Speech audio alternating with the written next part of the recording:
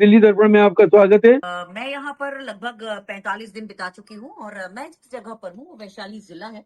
उसकी एक आरक्षित विधानसभा जो है उससे तो मुजफ्फर अली साहब मुझसे कुछ लोगों ने ये कहा, महिलाओं ने, कि 1,21,000 रुपया तोला सोना हो गया है के लिए उसे खरीद सकते हैं। तो जब 1 ग्राम सोना तक नहीं आ रहा है जिस अमाउंट में, उससे हम कौन सा धंधा शुरू करेंगे? कि वो अगर सिंसियरली कोशिश करेंगे तो वो कामयाब होंगे।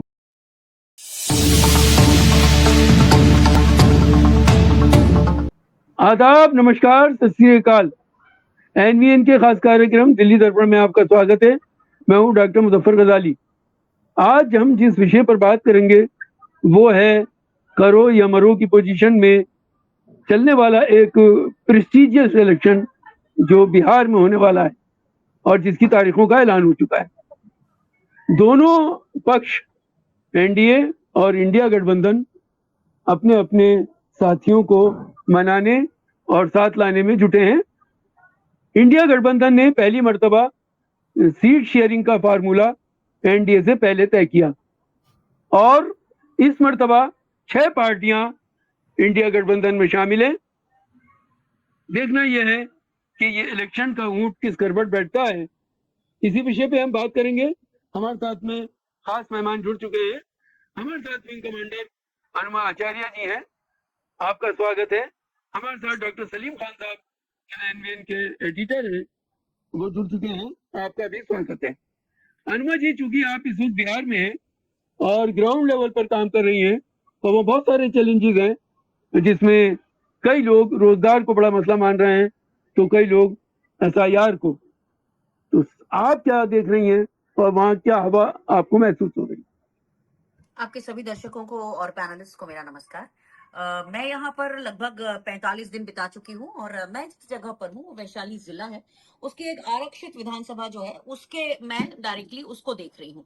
तो वहां जो मेरा लोगों का मैंने मिजाज देखा है वो 10,000 रुपए का, जब ये नीतीश कुमार सरकार ने उनको, दरअसल वो ऋण है। 10,000 रुपए जो खाते में डाले गए हैं दरअसल वो ऋण है, वो वापस करना होगा। तो महिलाएं कह रही है कि हमने मांगा थोड़ी था जो आपने हमें ये दे दिया है। और उन महिलाओं के घर के लोग क्या कह रहे हैं? वो कह रहे हैं कि ये तो इन्होंने इसलिए दिया है कि जिससे अगर ये चुका ना पाए वापस तो इनका सिविल स्कोर खराब हो जाए, तो इनको आगे चल के कोई ऋण ना मिले। तो महिलाएं भी ये समझ रही हैं। और मुझसे तो मुजफ्फर अली साहब, मुझसे कुछ लोगों ने ये कहा, महिलाओं ने, कि 1,21,000 रुपया तोला सोना हो गया है। हम क्या तो त्योहार मनाएंगे और हम क्या ही कोई और चीज के लिए उसे खरीद सकते हैं। तो जब 1 ग्राम सोना तक नहीं आ रहा है जिस अमाउंट में, उससे हम कौन सा धंधा शुरू करेंगे? कौन सा ऐसा रोजगार है जिससे वो किया जा सकता है? तो जिस जगह पे मैं हूँ उस जगह के बारे में खास तौर से ये बताना चाहती हूँ कि वहां भारतीय जनता पार्टी तो खैर कतई नहीं रहती। नीतीश कुमार जी के वोटर्स हैं, यहाँ पर काफी वोटर्स हैं। महिलाएं उनको माना करती हैं, लेकिन महिलाएं भी बात कर रही हैं कि उनका मानसिक स्वास्थ्य उनको ठीक नहीं दिखता। पिछले काफी दिनों से नीतीश कुमार जी ने कोई भाषण नहीं दिया है, केवल उनसे पैसे वाली योजनाएं लॉन्च करा के उनका चेहरा दिखाती रही है भारतीय जनता पार्टी, और ये उनकी स्ट्रेटेजी है जो लोग समझ रहे हैं। तो मुझे ऐसा लगता है कि जिस प्रदेश में लगातार क्राइम हो रहे हैं, और एक खास बात और बताना चाहती हूँ आपको, क्या हुआ कि नीतीश कुमार जी ने काफी हाईवेज बनाए, पुल बनाए, बड़ी चर्चा रही उनकी गोदी मीडिया पर। लेकिन हुआ क्या? इन सभी चीजों को बनाते हुए पर्यावरण का ध्यान नहीं दिया गया। जैसे गंगा नदी की धारा है, तो गंगा नदी की धारा कभी इधर उधर नहीं जाती कोसी की तरफ। कोसी नदी जो है वो कई तरफ फैल के बहती है, लेकिन गंगा नदी अपने रास्ते पे बहती है। लेकिन जब ये हाईवेज बनाए गए, ये पुल बनाए गए, तो गंगा नदी की धारा ने ऐसा मोड़ लिया कि इस बार जिस विधानसभा को मैं देख रही हूँ उसका एक गांव है गनियारी। उस गनियारी गांव को पूरी तरह अपनी डूब में लिया गंगा नदी ने पहले तो करीब 100-150 साल से वहां जो परिवार रह रहे थे, उनका ये कहना है कि ऐसा कभी नहीं हुआ था। उसके ऊपर से क्या घटना हो रही, बहुत दुर्भाग्यपूर्ण घटना है। और आपको मैं बताना चाहूंगी और आपके जरिए शायद देश को बताना चाहती हूँ कि गनियारी में अब गंगा नदी का पानी उतर रहा है और तेजी से कटाव के साथ उतर रहा है। बहुत तेज धारा है, बहुत कटाव के साथ उतर रहा है, और उसमें गनियारी गांव के घर एक एक करके गंगा नदी में समाते चले जा रहे हैं। पूरा का पूरा गांव इस समय डूबने की और खत्म होने की की कगार पर है। अगर सरकार ने इसके पहले ही एम्बैंकमेंट बना दिए होते तो वो गांव बच गया होता। अब गंगा नदी की धारा ने क्योंकि दिशा बदली है, इतने लोग हैं और सरकार जो है चुनाव लड़ने में मग्न है। सरकार को कोई परवाह नहीं, सिवाय कुछ तिरपाल वगैरह दे दिए, कुछ डंडे दे दिए कि सामने वाले मैदान में अपने घर बना लीजिए। अब लोग बाग जो है वो परेशान है। अब उनसे वोट मांगने आएंगे तो वादा करके जाएंगे कि हम आपके घर बनाएंगे, लेकिन आज जो मैंने कल देखा वो आपको बताना चाहती हूँ। लोग अपने घर तोड़ रहे हैं, इसलिए तोड़ रहे हैं उस गांव में कि वो ईंट मिल जाएगी तो उस ईंट से कम नई जगह में वो अपना बसेरा तो बना सकेंगे। ये हालात है आज। नीतीश कुमार जी ने बिहार के लोगों को सिर्फ ठगा है जब से वो बीजेपी के साथ गए हैं, और वो उस तरह के थे नहीं, लेकिन पता नहीं किस चपेट में आए हुए हैं, किस जाल के चंगुल में है, किस मकर जाल में फंसे हुए हैं। नीतीश कुमार जी ने बिहार को धोखा दिया और बिहार ये समझ रहा है इस बार व्यवस्था परिवर्तन की कगार पर है बिहार। तेजस्वी यादव ने एक नारा दिया है और वो है सत्य, सेवा और समर्पण। तेजस्वी ने ये भी कहा कि इस बार हम ये वादा करते हैं और ये इब्तिदा है कि जिन परिवारों के पास सरकारी नौकरी नहीं है हर परिवार को एक नौकरी देंगे। और उन्होंने ट्रैक रिकॉर्ड भी बताया कि 10 लाख नौकरियां खाली थी सरकारी जब पिछली बार इलेक्शन हुआ। उस वक्त बीजेपी ने, एनडीए ने 17 लाख रोजगार देने की बात की, लेकिन ना कोई नौकरी थी और ना ही रोजगार। अलबत्ता जब Tejashwi Yadav deputy chief minister थे तो उन्होंने 3.5 लाख 17 महीनों में नौकरियां दी हैं। ये उन्होंने अपना ट्रैक रिकॉर्ड बताया। सवाल यह है कि रोजगार के इस जो बिहार का सबसे बड़ा मसला है उसमें तेजस्वी कितने असरअंदाज होंगे? सलीम खान साहब। देखिए, भविष्यवाणी तो हम नहीं कर सकते, उम्मीद कर सकते हैं कि वो अगर सिंसियरली कोशिश करेंगे तो वो कामयाब होंगे। लेकिन मैं जो बात कहना चाहता हूँ वो ये है कि आप पिछले 3 चुनाव देखें, लोकसभा के या विधानसभा के, तो आपको एक चीज महसूस होगी कि बीजेपी जो है ना वो एजेंडा सेट करती थी। यानी बीजेपी जो है एक शोषा छोड़ देती थी, सारे लोग उसके पीछे भागने लगते थे, और वो जब तक भागते भागते थकते थे और बीजेपी को घेरते थे तो वो नया शोषा छोड़ देती थी, फिर सारे लोग उसके पीछे भागने लगते थे। और इस तरह से ये लोग जो है वो लोगों को भगा भगा के, थका थका के, और बीच में कुछ अपना वोट चोरी वगैरह करके अपना खेल खेल लेते थे। लेकिन इस बार ये हो रहा है कि बीजेपी जो मुद्दे फेंक रही है उसकी तरफ लोग आकर्षित नहीं हो पा रहे, और इंडिया गठबंधन की तरफ से जो मुद्दे सामने किए जा रहे हैं उनकी तरफ मजबूर होके एनडीए गठबंधन को आना पड़ रहा है। ये जो है वो इस चुनाव की विशेषता है, आप कह सकते हैं। जैसे मिसाल के तौर पर हमेशा लोग ये कहते थे कि भाई ये लोग जो है वो शिक्षा की बात क्यों नहीं करते, ये लोग स्वास्थ्य की बात क्यों नहीं करते, ये लोग बेरोजगारी की बात क्यों नहीं करते। ये बिहार का सबसे बड़ा मसला है। बिहार से लोग जो है वो सारे नॉर्थ में, पंजाब तक जा करके जो है वो मजदूरी करते हैं। बिहार में जो है वो 6,000 से कम पर कैपिटा इनकम है। तो लोगों को जो है वो भावनात्मक तौर पे जो है वो शोषण उनका किया जाता था। सीता मंदिर बन रहा है, वहाँ राम मंदिर बन गया, यहाँ सीता मंदिर बनेगा, सबसे ऊंचा होगा, और ससुराल होगी, और ये होगा और वो होगा, और बस दिल के बहलाने को गाली भी ख्याल अच्छा। लेकिन अब जो है वो ये हो रहा है कि जब से ये दोनों मिल के काम कर रहे हैं, मतलब राहुल गांधी और तेजस्वी यादव, इनके दरमियान जो केमिस्ट्री है, जो अंडरस्टैंडिंग है, तो इन्होंने जो है वो बेरोजगारी का मसला उठाया। यानी आप सोचिए, प्रधानमंत्री जा रहे हैं एयरपोर्ट का उद्घाटन करने के लिए, तो तेजस्वी यादव चले गए अस्पताल, और वो बता रहे हैं कि देखो, आप तो एयरपोर्ट से आपका कोई फायदा नहीं होगा, आम आदमी का। कितने लोग जाएंगे उस एयरपोर्ट पे, लेकिन अस्पताल में तो सभी को जाना है, आज नहीं कल, किसी ना किसी अपने लिए, रिश्तेदार के लिए। ये जो है वो बुनियादी चीज है। इसमें क्या हो रहा है, इसमें लोगों के साथ कैसा मामला हो रहा है, इसको देखो, सच्चाई को देखो। वो जो झूठ दिखाया जा रहा है उसकी चमक को मत देखो। तो और उसकी वजह, उसका असर ये हुआ कि खुद प्रधानमंत्री मोदी ने भी बेरोजगारी दूर करने की बात शुरू कर दी। हम 2 करोड़ नौकरी देंगे। अरे 2 करोड़ नौकरी अगर आप दे देते तो आज ये घोषणा करने की जरूरत ही नहीं पड़ती। पूरे देश को आप 2 करोड़ नौकरी नहीं दे सके एक साल में, तो आप अकेले बिहार को कहां से देंगे 2 करोड़ नौकरी? लेकिन उनको ये कहने पर मजबूर होना पड़ा, बल्कि मजबूर किया गया कि अब जो है बहलावे फुसलावे से काम नहीं चलेगा। अब जो जनता के ठोस मुद्दे हैं उन पर बात करना पड़ेगा। एक ये पहलू है। एक और पहलू पे मैं बात करना चाहता हूँ, वो ये है कि आप देखिए कि जब तक कि आप अपने विरोधी के वोट को अपने पास नहीं लाते, तब तक कि आप चुनाव नहीं जीत सकते। पिछले चुनाव में क्या हुआ था कि एनडीए और इंडिया के बीच में 1% से भी कम का फर्क था, यानी दोनों तकरीबन बराबर थे। अब अगर आपको आगे, जिसको भी आगे जाना है, तो उसको सामने वाले के मतदाता को अपने पल्ले में लाना पड़ेगा। अब आप देखिए बीजेपी का जो हार्ड कोर वोटर है वो तो उसके साथ ही रहेगा, आरजेडी का जो हार्ड कोर वोटर है वो उसके साथ ही रहेगा, और कांग्रेस का जो हार्ड कोर वोटर है, माले का जो हार्ड कोर वोटर है, या पासवान का जो हार्ड कोर वोटर है।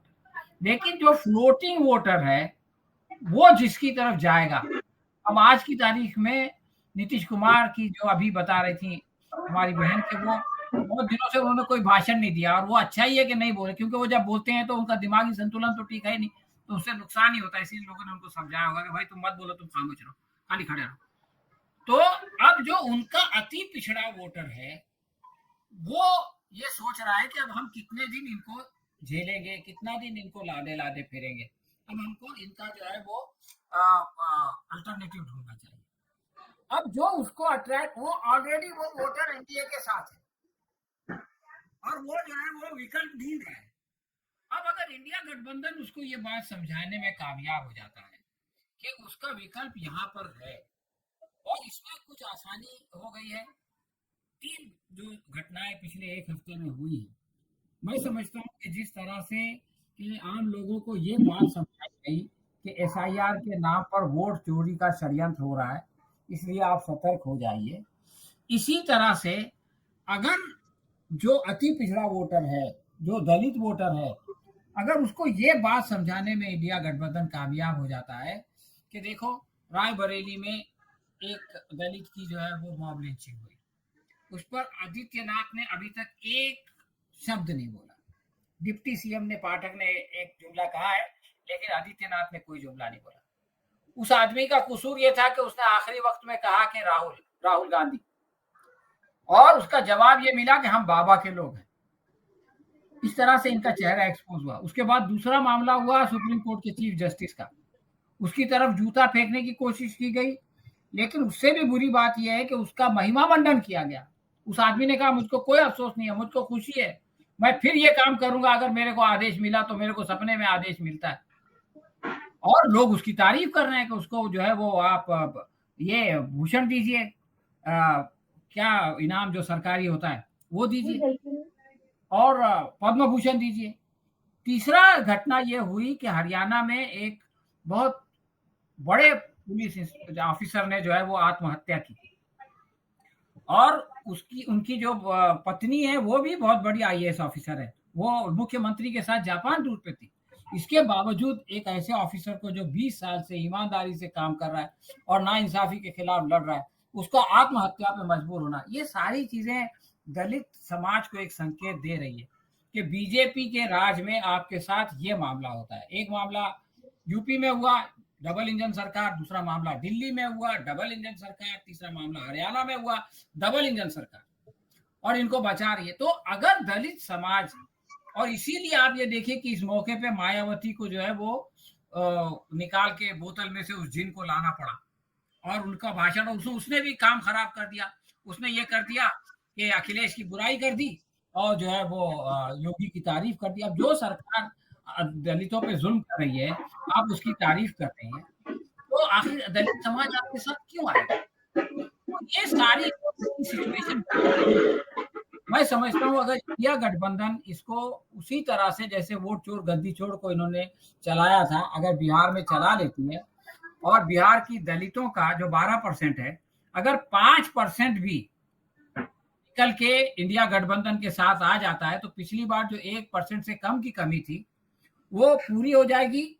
और जो है वो हम लोग जो है वो ये देखेंगे कि वहां से परिवर्तन होगा और बहुत ही ऐसा परिवर्तन होगा जो कि पूरे देश पे जो है वो अपने असर डालेगा। जी, हमारे साथ में डॉक्टर शकील खान साहब भी जुड़ चुके हैं। डॉक्टर शकील अंसारी साहब, आपका इस्तकबाल है डॉक्टर साहब। तो मैं अनुमा जी से एक सवाल ले लेता हूँ, फिर डॉक्टर शकील साहब के पास चलूंगा। अनुमा जी, आप बिहार में इस वक्त मौजूद हैं। एक चर्चा ये बहुत जोर शोर से हो रही है कि प्रशांत किशोर इस बार कुछ काम खराब कर सकते हैं। आपका इस बारे में क्या कहना है?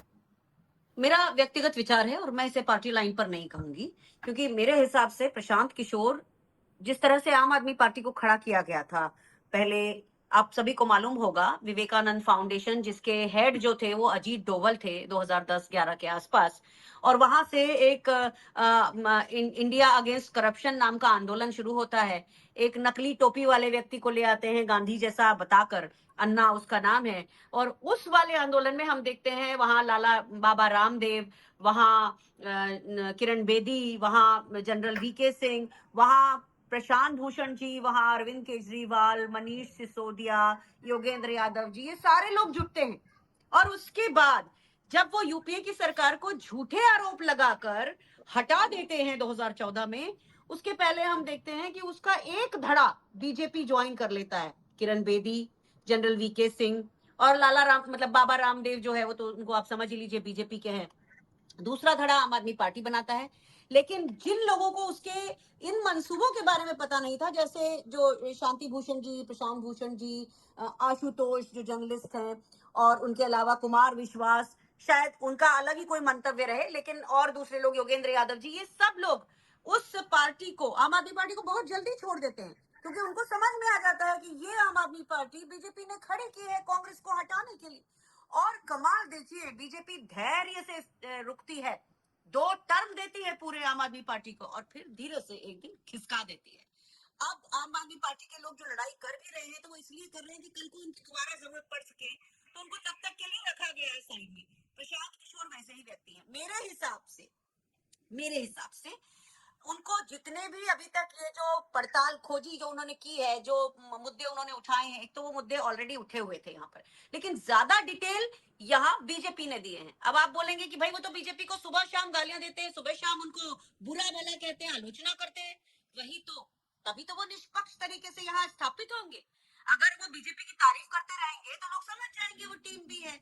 इसलिए बड़ा अच्छा ये मॉडल है कि टीम बी को इस तरह से लाओ कि लोगों को समझ में भी ना आए। वो टीम भी दिन भर कोसे भारतीय जनता पार्टी को, और भारतीय जनता पार्टी का क्या फायदा होगा? एक तो एक तीसरा फ्रंट वहां खड़ा कर देंगे जो केवल लोकतंत्रात्मक होगा, तो किसके वोट काटेगा? आरजेडी के और कांग्रेस के।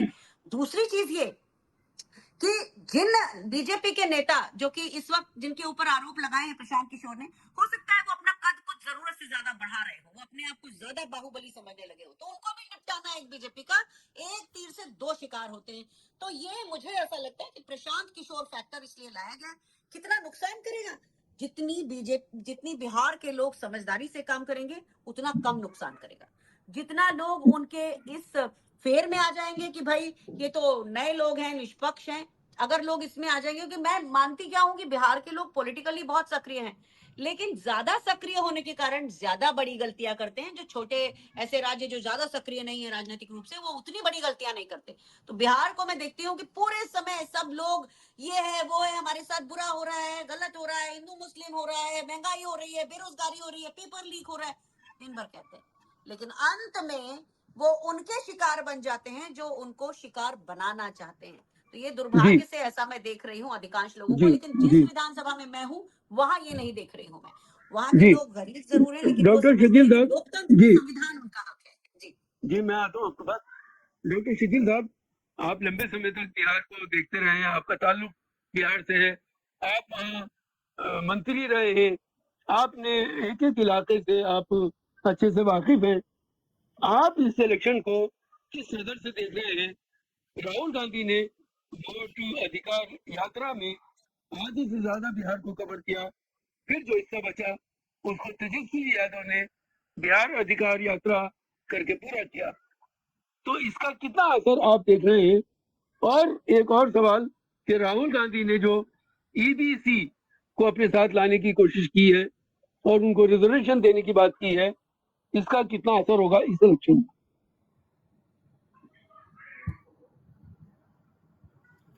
अनम्यूट कर लीजिए सर। बिहार में इलेक्शन की बिसात जो है बिछा दी गई है। अब तो चंद दिनों में ये सब खत्म होने ही वाला है, इलेक्शन हो जाएगा, रिजल्ट आएगी, सरकारें बन जाएंगी।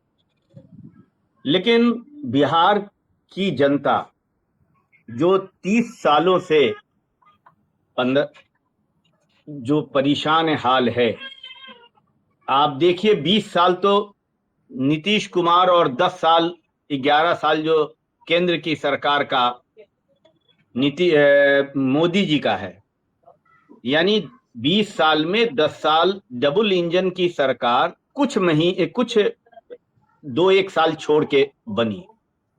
और बिहार कहाँ है? बिहार फिसड्डी स्टेट में आज भी है। बिहार में नौकरियां नहीं है, लोग प्लान के लिए मजबूर हैं। बिहार की पर कैपिटा इनकम सबसे कम है। बिहार में जो ये कह के आए थे उस वक्त सही मानों में पहले टर्म में कह सकते हैं कि नीतीश कुमार ने जो क्रिमिनलिटी है उस पर थोड़ा कंट्रोल किया था। आज बिहार क्रिमिनलिटी में सबसे ऊपर है। पिछले दिनों देखा पटना ही सुरक्षित नहीं है, स्टेट कैपिटल सुरक्षित नहीं है, स्टेट कैपिटल का सबसे अच्छा हॉस्पिटल सुरक्षित नहीं है, वहां के इंडस्ट्रियलिस्ट सुरक्षित नहीं है। तो ऐसी परिस्थितियों में बिहार डेवलप करेगा, ये बिहार की जनता समझ रही है। और बिहार की जनता को राहुल गांधी ने बहुत घूम के समझा के, ऐसे तो समझदार जनता खुद भी है, उन्होंने जिस तरह से एसआईआर के मौजू को लाया कि ये जनता की चुनी हुई सरकारें नहीं है, बीजेपी की सरकारें चाहे केंद्र की हो चाहे कई राज्यों की है, वो एसआईआर के जरिया ये सिद्ध हो गया है कि वो जो करप्शन वोटर लिस्ट का इलेक्शन कमीशन में मिलाकर ये नकली सरकारें बन रही हैं। अभी भी आप देख लीजिए, कोई क्लियर कट इलेक्शन कमीशन का जवाब नहीं आया 60 लाख वोटर के बारे में। उसके बाद भी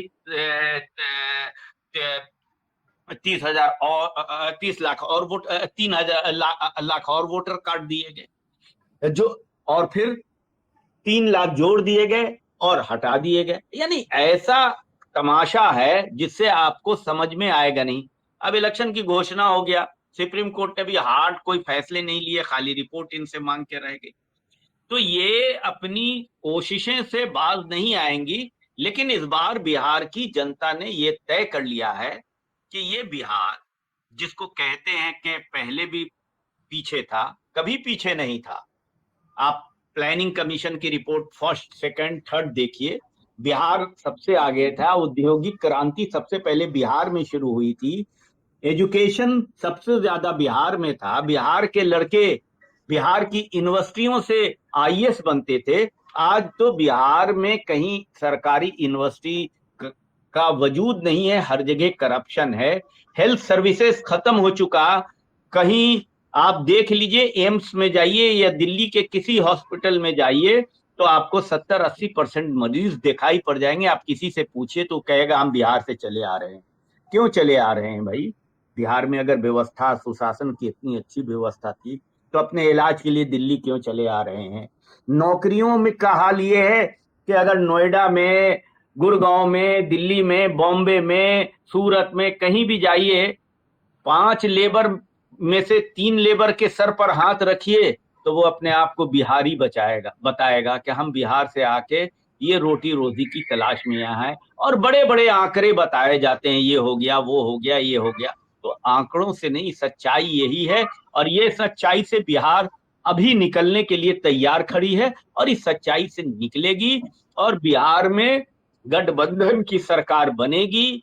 बीजेपी और नीतीश कुमार, इन दोनों के बीच, अभी चिराग पासवान है, इन लोगों के बीच जिस तरह से चल रहा है, वो एक दूसरे को शाह मात की थ्योरी चल रही है। पिछली बार जिस तरह से नीतीश कुमार के उम्मीदवारों को एलजेपी वालों ने कैंडिडेट बना के हराया था, क्या आप समझ रहे हैं कि इस बार वो चुप रहने वाले हैं? कोई चुप नहीं रहने वाला है। इनके यहाँ बहुत भयंकर जंग होने वाली है, आपस में भी जंग होगी, एक दूसरे को भी हराएंगे। और जितनी इन्होंने प्रक्रियाएं इलेक्शन कमीशन के माध्यम से की हैं, चोरी की, जनता इतनी सचेत हो चुकी है कि वोट तो जितने कट गए, जो नकली जुट गए हैं उनको वोट देने नहीं दिया जाएगा, और सही वोटर वोट देने के लिए जाएगा तो बिहार की तकदीर की बदलने के फैसले लेगा, बिहार के गौरव को लौटाने का फैसला लेगा। आपने देख लिया बिहार का क्या हाल है। अब बिहार में कहने को कुछ रहा नहीं है कि नीतीश कुमार का हेल्थ की पोजीशन आप देख लीजिए किस तरह की है, किस तरह के उनके एक्शन है। तो इस तरह से बीजेपी नीतीश के कांधे पर सरकार ये महाराष्ट्र टाइप से बनाना चाहती है, लेकिन वो सफल होगी नहीं, निश्चित नहीं होगी ये सफल। अब जी। वो अभी तक देख लीजिए, नीतीश कुमार को उन्होंने, कोई बड़े लीडर ने ये घोषणा नहीं किया है कि वो चीफ मिनिस्टर बनेंगे, नहीं, क्योंकि उनके दिल सफाई नहीं है। और नीतीश कुमार जान रहे हैं कि पिछली बार एलजेपी के जरिए हमको हराया गया, अब कौन सी साजिश से उनको हराने की, कम सीट लाने की कोशिश करके बीजेपी अपने पर चीफ मिनिस्टर बनाने का प्रयास करेगी। इससे वो भी होशियार हैं। दूसरी ये है कि ईबीसी बोर्ड जो उनके साथ गया था, अब वो अधेर में लटका हुआ है, इसलिए कि वो सोच रहा है कि नीतीश की अच्छी स्थिति नहीं है। बीजेपी जो है वो ओबीसी की, ईबीसी की बात तो करती नहीं है। उनको तो जिस तरह से दलितों के साथ अत्याचार हो रहा है, बिहार में भी हो रहा है, सब जगह हो रहा है, पूरे देश में हो रहा है, उस वक्त मुंह बंद हो जाता है। तो ये बीजेपी को नया ठिकाना राहुल गांधी ने अपनी कांग्रेस पार्टी में ईबीसी को और ओबीसी को दे दिया है, और ये बड़ा सेक्शन ओबीसी और ईबीसी का इस चुनाव को परिवर्तन करने में अपना योगदान देगा। जी सलीम खान साहब, एक घटना की तरफ मैं आपकी तवज्जो दिलाना चाहता हूँ। गिरिराज सिंह जो बहुत ही फायर ब्रांड इनके नेता हैं, उनको लोगों ने दौड़ा दिया। इसी तरह और भी नहीं है, कॉन्स्टिट्यूंसी, कॉमनल ब्रांड लीडर है वो, कम्युनल ब्रांड कह लीजिए। हाँ, इसी तरह से और कॉन्स्टिट्यूंसी में भी बीजेपी के लीडरों को दौड़ाया जा रहा है। ये सिचुएशन क्या बताती है?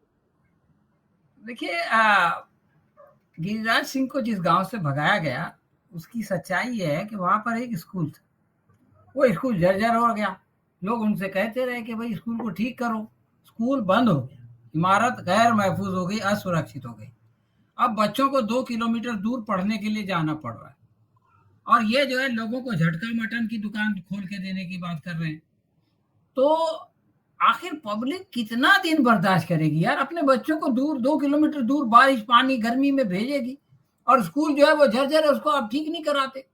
तो लोगों का जो गुस्सा है, वो सब्र का पैमाना जो है वो लबरेज हो रहा है। लेकिन मैं शकील साहब की बात सुन रहा था, उसमें उन्होंने एक बहुत अहम पहलू की तरफ तवज्जो दिलाई।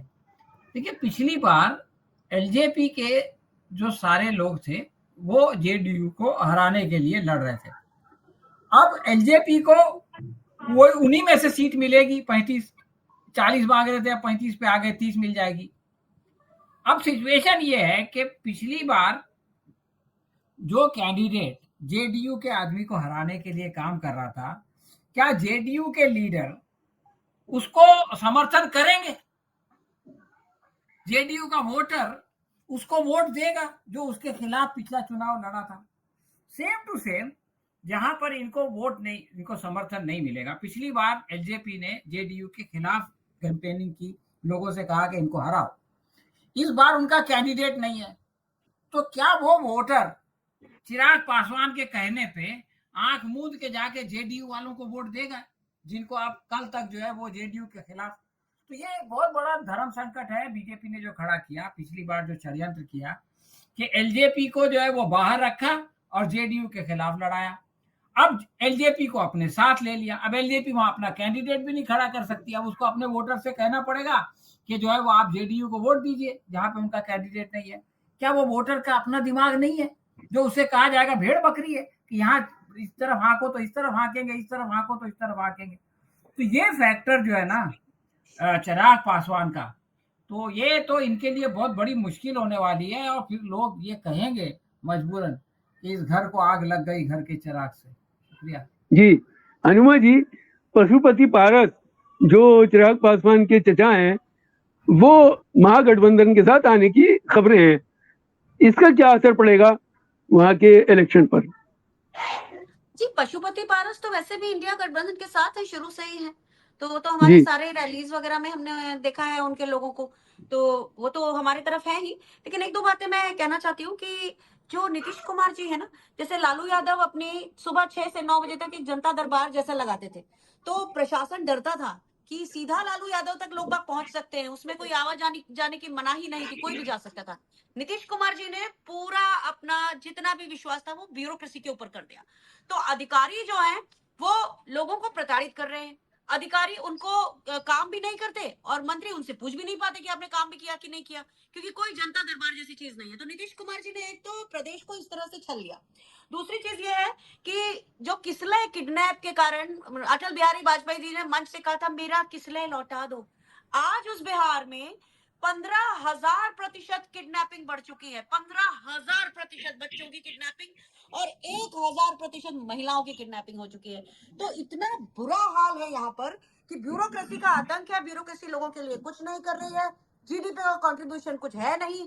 और एक जंगल राज की जो बात थी, कल हमने ये किताब निकाली है, ये 42 पेज की किताब है, इसमें आपको उल्टा दिखेगा लेकिन ये 20 साल विनाश काल ये किताब है, और इस 42 पन्ने में पूरा कच्चा चिट्ठा है किस तरह से नीतीश कुमार जी ने बिहार की जनता को धोखा दिया है, लगातार आतंक बढ़ा है।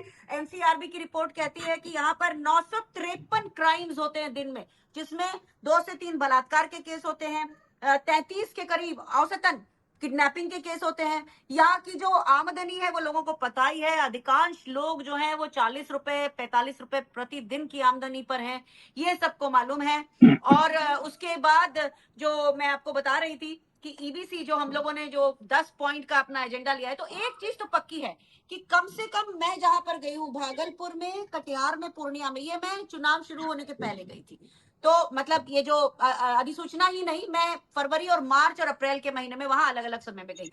इन जगहों पे नीतीश कुमार का वोटर टूट रहा है। जो बुनकर हैं भागलपुर के, उन्होंने भी मन बना लिया है कि नीतीश कुमार जी की जो हालत है उनको तो बीजेपी किसी दिन गड़प कर जाएगी, तो इसलिए उन्होंने तो मन बना ही लिया है।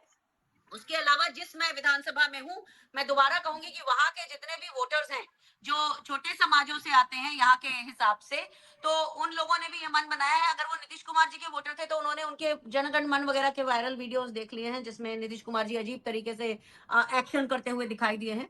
तो ये सारा वोटर और कहीं नहीं जाएगा, ये बीजेपी में नहीं जा सकता। ये वोटर ये जानता है वो संविधान खत्म कर देंगे, इसलिए वो वोटर हमारे पास आएगा।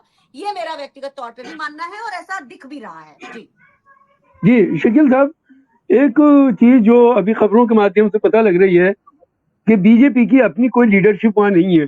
जो लोग भी बीजेपी के पास हैं, या तो वो जेडीयू से आए हैं, या कांग्रेस छोड़कर आए हैं, या आरजेडी से आए हैं। और दूसरी तरफ जिन पर बहुत भरोसा था नीतीश कुमार पर, वो बीमार हैं।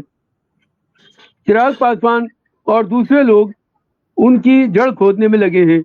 ऐसे में महागठबंधन के लिए जो मौका है, वो किस तरह से उस मौके को वो अवसर में बदलने की कोशिश करेगा?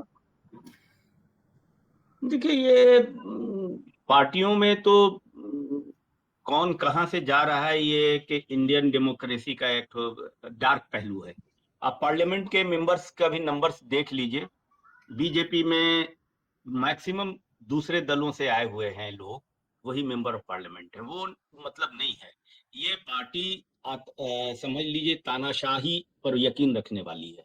गुलाम इनके जितने भी हों, कंट्रोल तो 2-4 लोगों का है, पॉलिसी वो नागपुर से आती है और उसी के ऊपर चलती है। तो वो तो तानाशाह लोगों की पार्टी है, उसमें कहीं से आए उसका फर्क नहीं पड़ता है। उनसे वही रोल कराया जाएगा जो रोल के लायक वो होंगे। लेकिन बिहार में कोई बीजेपी का लीडरशिप ही नहीं है। आप लीडरशिप कहां से आई गई इसकी बात ही मत कीजिए, कोई लीडरशिप नहीं है। जो इसको सम्राट चौधरी को ये आप लीडर की तरह ही पेश कर रहे हैं, आप बता दीजिए सम्राट चौधरी का क्या है। जो छोटे मोटे सवाल भी पूछे गए उनका जवाब ये नहीं दे सके प्रधानमंत्री भी नहीं जवाब दे पाए थे, ये भी नहीं दे पा रहे हैं। तो ये बीजेपी के अंदर तो वो और अभी मैंने पहले ही कहा, जो उनके अंदर जो भी है उससे जो गठबंधन का, जो उनका एनडीए गठबंधन का जो आपस में झगड़ा है, वो बहुत बड़ा रोल नहीं करता है। रोल ये करने वाला है कि बिहार की जनता इस बार सचेत हो चुकी है कि अब और कितना मौका हम इनको देंगे। बिहार तो रसातल में ही जा रहा है।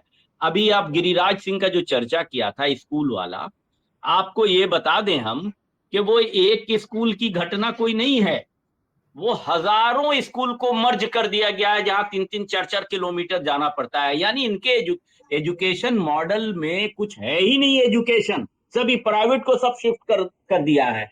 सरकारी स्कूलों से जो बच्चे पैदा होते थे, अब सरकारी स्कूल की हालत तो है नहीं। वो एक गिरिराज सिंह का कहानी नहीं है, वो सैकड़ों हजारों की तादाद में इधर अभी मर्ज किया है इसी सेशन में। तो वो इन स्कूलों को 2-2 किलोमीटर 4-4 किलोमीटर शिफ्ट कर दिया है। तो वहां बच्चे कैसे जाएंगे, नदी कैसे पार करेंगे? नॉर्थ बिहार में ऐसे ही सैलाब रहता है, वहां कैसे जाएंगे? उसी तरह अभी हम एक टीवी पर सुन रहे थे उनकी उपलब्धियां, जब एक एंकर ने पूछा कि अपनी उपलब्धियां बताइए, तो उपलब्धियों में बस वो यही बता चुके कि एनएच इतना बना, वो रोड इतनी बनी, वो सड़कें इतनी बनी, वो पुल। तो मैं उससे पूछता हूं कि बिहार के रिकॉर्ड में नहीं, दुनिया के रिकॉर्ड में इससे ज्यादा पुल पुलिया नहीं गिरे हैं जितने बिहार में गिरे हैं। नए बने और गिर गए, नए बने और गिर गए, पूरे दुनिया के इतिहास में नहीं इतना जितना बिहार में हुआ है। तो वो किसके पैसे थे? गरीबों के पास थाली में खाने नहीं है, तो उसने वही कहा कि गरीबों के थाली में क्या वो रोड का काट के कुछ हिस्सा दे दिया जाएगा? जो गरीब, अब देखिए, लोग प्लान कर रहे हैं छोटी छोटी मजदूरी के लिए, कोई बड़ी मजदूरी के लिए नहीं, छोटी मजदूरी के लिए मजबूर हैं कि उतने पैसे भी बिहार में नहीं मिल पा रहे। मनरेगा में पैसे मिल रहे थे, उसको रोक दिया, उसको काम में ठीक से लगाया नहीं, उससे जो इंफ्रास्ट्रक्चर बनना था वो कहीं बना नहीं। अब बड़े पैमाने पर आप बोल रहे हो रोड बन रहे, तो क्या है, रोड कोई बिहार से अलग है यार? बिहार से दूसरे राज्यों को जाना है तो वो रोड बिहार से जब गुजरेगी तो बनेगी ही। अलग से आप बताइए उस इंफ्रास्ट्रक्चर से क्या इंडस्ट्रियलाइजेशन हुआ? एक तो भी इंडस्ट्री बिहार में लगी? जो इंडस्ट्री थी, जो मोदी जी ने कहा था कि मोतिहारी के चीनी मिल की चीनी से हम चाय पिएंगे तब जाएंगे, किस मुंह से वो बिहार आ रहे हैं? मोतिहारी के वो चीनी मिल तो बंद पड़ी है, वो वहां चीनी नहीं हो रहा है। बिहार जो 27% चीनी का प्रोडक्शन देता था, आज बिहार में 2% चीनी के प्रोडक्शन आ गया है, वो भी। तो इसलिए आप समझ लीजिए, समाज का हर तबका, जो कम से कम जो ईबीसी ओबीसी तबका है, वो रोजगार मुखी तबका है, जो छोटे छोटे काम के बेस पर उसका काम है, लोहार है, कुम्हार है, बढ़ई है, या बुनकर है, या जो भी है, वो तो तबके सब रोजगार मुखी हैं। उनके छोटे छोटे रोजगार भी खत्म हो गए हैं, छोटी छोटी इंडस्ट्री खत्म हो गई है। चाइनीज माल मार्केट में आने के बाद तो अब कोई चीज, एक तो छोटी बैटरी भी कोई इंडियन खरीदने को तैयार नहीं, तो कौन बनाएगा फैक्ट्री? तो देश तो रसातल पर जा ही रहा है। उस रेस में, रसातल पे जाने में बिहार सबसे नीचे हो गया। किसी भी इंडेक्स में चले जाइए, उस इंडेक्स में बिहार सबसे नीचे है। तो बिहार की जनता के बारे में आमतौर पे राय है कि वो समझदार है, किसी को मौका देती है तो फौरन नहीं बदलती, काफी मौका देती है। तो दिया मौका, नीतीश कुमार को 20 साल का मौका मिला है। एनडीए डबल इंजन सरकार को 10 साल, उस 20 साल में 10 साल का मौका मिला है बिहार के पास। आज देखिए, अभी छठ के मौके पर दिल्ली की स्टेशनों पर सीआरपी लगाई जाएगी, लाइनें लगाई जाएगी, लोगों को जाने की व्यवस्था नहीं होगी कि जाएं कैसे और अपना छठ पूजा करके और वोट दे के कैसे आए। और वोट में भी आगे पीछे इसलिए कर दिया गया है छठ के बाद इतना लंबा, ताकि वो बाहर वाले वोटर जाके वहां टिके ही नहीं, वोट दे ही नहीं, वो वापस लौटे। क्योंकि एक एक दिन दिहाड़ी मजदूर कहाँ वहां रुकेगा? 15-15 दिन रुक के वो कहाँ, वो 15 दिन कौन देगा पैसा? तो ये इस तरह से साजिश कर रहे हैं, सबके अकाउंट में पैसे डाल रहे हैं, ये वादे वो वादे। अरे भैया, 20 साल से तुम हो सत्ता में, 10 साल से अकाउंट में महिलाओं के पैसा डालते हो, और वो भी धोखा है। बहुत बड़ा ये स्कैम है कि कहा जा रहा है कि महिलाओं के अकाउंट में पैसे डाले जा रहे हैं, लेकिन ये पैसे फ्री नहीं है, ये लोन है। कल आने वाले दिनों में उनको जब पता चलेगा, उनसे पूछे बिना जो ये लोन डाल दिया है, अब लोन की रिकवरी। आज बिहार में साहूकारों का जाल बिछा हुआ है गांव गांव में। वो साहूकार किसानों को, मजदूरों को, गरीब महिलाओं को, औरतों को किस तरह से अपमानित कर रहे हैं और पैसे उसी तरह से ये फिर आपने एक नया साहूकार बिहार सरकार के रूप में बना दिया है। लोग समझ रहे हैं बहुत बड़ी बात है, लेकिन ये बड़ी बात नहीं है। ये बात इतनी है कि इनको बिहार को खत्म करना है, बिहार की राजनीति को एंड करना है, इसलिए कि बिहार ही प्रगतिशील सियासत करती है। बिहार के लोग एकदम पीछे होते चले जा रहे हैं। जी जी, सलीम खान साहब, आपकी आखिरी टिप्पणी, क्योंकि मेरा टाइम बिल्कुल खत्म हो चुका है। आपकी आखिरी टिप्पणी। 1 मिनट की एक टिप्पणी करना चाहता हूँ। शकील साहब ने जो बात की थी उससे आगे बढ़ाते हुए कि आरएसएस ये कहती है कि भाई हम 100 साल पुरानी ऑर्गेनाइजेशन है और हम कैडर बेस्ड ऑर्गेनाइजेशन है। हम जो है वो शाखा में लोगों को लाते हैं और उनका प्रशिक्षण करते हैं और वो जो है उनको राष्ट्र निर्माण में डालते हैं। सवाल ये है कि अगर आप इतनी बड़ी कैडर बेस्ड ऑर्गेनाइजेशन है, 100 साल से काम कर रहे हैं, तो बिहार में आपके पास एक लीडर क्यों नहीं? आपको जो है वो ये चौधरी को लाना पड़ता है। इनके वालिद साहब शकुनी चौधरी जो है वो बीजेपी के दुश्मन थे, ये खुद आरजेडी में थे, और इनको लाके आपको जो है उप मुख्यमंत्री बनाना पड़ा।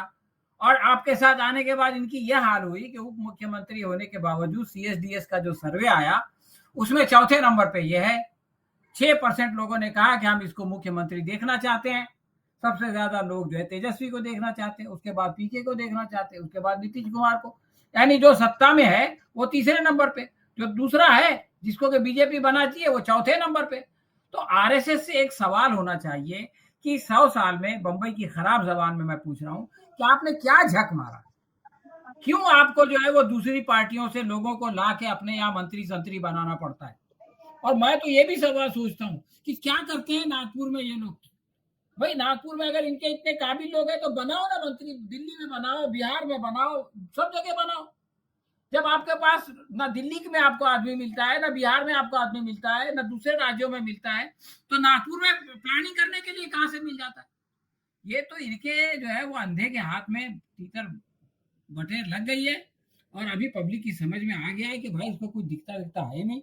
और अब जो है मैं समझता हूँ कि बिहार से जो हवा चलेगी इस चुनाव के बाद, तो पूरे भारत की जनता जो है वो इसको समझेगी और इसको समझ के जो है वो इनको अपनी जगह दिखा देगी। शुक्रिया जी, इनको अपनी जगह दिखा देगी, ये आने वाला समय बताएगा। इस वीडियो में इतना ही। बने रहिए हमारे साथ, हम फिर हाजिर होंगे एक नए मुद्दे के साथ। तब तक के लिए विदा। आप तमाम लोगों का शुक्रिया।